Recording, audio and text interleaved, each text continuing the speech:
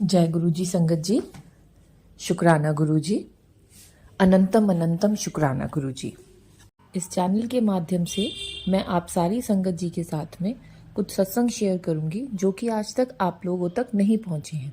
कोई भूल चूक अगर हो जाए, कोई गलती अगर हो जाए तो संगत जी मुझे माफ़ी देना। गुरु जी आप भी मुझे माफ़ी देना अगर मुझसे कोई भूल चूक अगर हो जाती है तो। चलिए अब आज का सत्संग शुरू करते हैं। सबसे पहले गुरु जी के चरणों में कोटि कोटि प्रणाम। जय गुरु जी। शुक्राना गुरु जी। आज का सत्संग है वनीता मल्होत्रा जी का। उनका कहना है कि गुरु जी न केवल अपने भक्तों की बल्कि पूरी मानव जाति की रक्षा करते हैं। इसका पता उन्हें तब चला जब उन्हें मुंबई से दुबई की उड़ान में मौत को मात देने वाला अनुभव हुआ। दुबई में ही वह पहली बार गुरु जी के सत्संग में पहली बार शामिल हुई और गुरु जी की संगत का हिस्सा बनी। आंटी जी का कहना है कि वह विश्वास के बजाय गुरु जी के बारे में जानने के लिए सत्संग में गई थी, लेकिन सत्संग में जाने के बाद आंटी जी को वहां शांति मिली।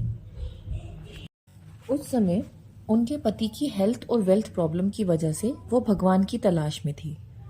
जब उन्हें उनके भाई के सालाना पर मुंबई जाना, सालाना होता है मृत्यु हो जाने के 1 साल बाद की जाने वाली जो विधि होती है उसको सालाना कहते हैं।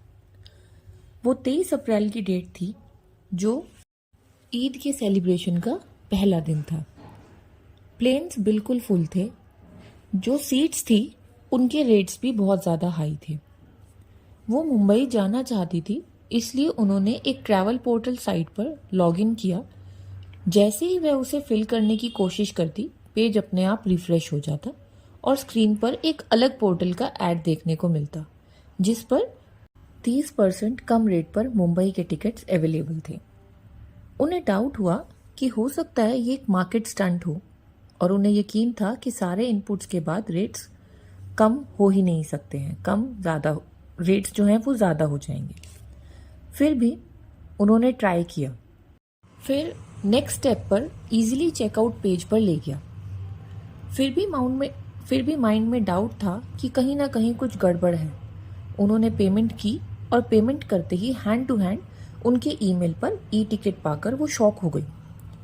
ये किसी चमत्कार से कम नहीं था, क्योंकि फ्लाइट की डेट और टाइम उनके हिसाब से ही था और ऑलरेडी टिकट्स की जो प्राइस थे, जो रेट्स थे वो बहुत ज़्यादा हाई थे, मगर उन्हें 30% कम पर उनकी वो फ्लाइट्स की टिकट बुक हो गई थी। वो केवल जय गुरु जी के साथ ही जवाब दे सकी, क्योंकि उन्हें एहसास हुआ कि ये उनकी वजह से ही हुआ है। लास्ट टाइम जब वो मुंबई रुकी थी तो वो जगह बहुत ही कन्वीनियंट, कंफर्टेबल और सबसे ज़रूरी सेफ थी। जब उन्होंने उसी होटल के रेट्स चेक करे तो वो लास्ट टाइम से ज़्यादा हाई थे। वो बुकिंग करने ही वाली थी कि तभी उनके भतीजे का फ़ोन आ गया। तो आंटी जी अपने प्लेन की डेट्स और होटल के हाई रेट्स के बारे में बताया। तो उनके भतीजे ने उन्हें उससे एक फ्रेंड के बारे में बताया जो होटल के पास रुका हुआ था और कहा कि वो अपने फ्रेंड को भेजकर होटल के रेट्स कम करवाने की बात करेगा। लगभग 1 घंटे के बाद उनके भतीजे का फ़ोन आया और उसने आंटी जी से चेक इन और चेकआउट डेट्स पूछी। उन्हें डाउट था कि कमरा बुक नहीं हो पाएगा। थोड़ी ही देर बाद उनके मेल पर होटल का परफॉर्मा चालान मिला।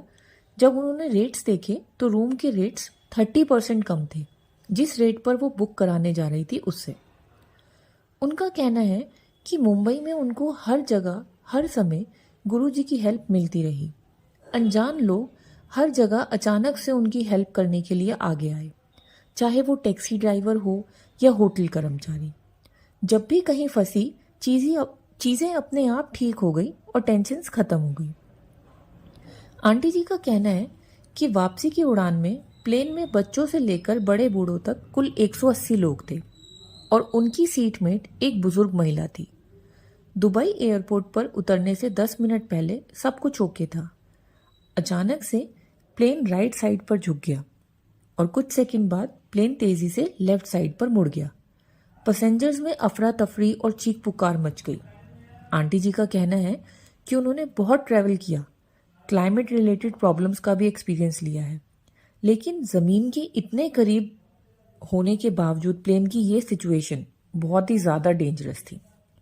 प्लेन क्रैश होने ही वाला था।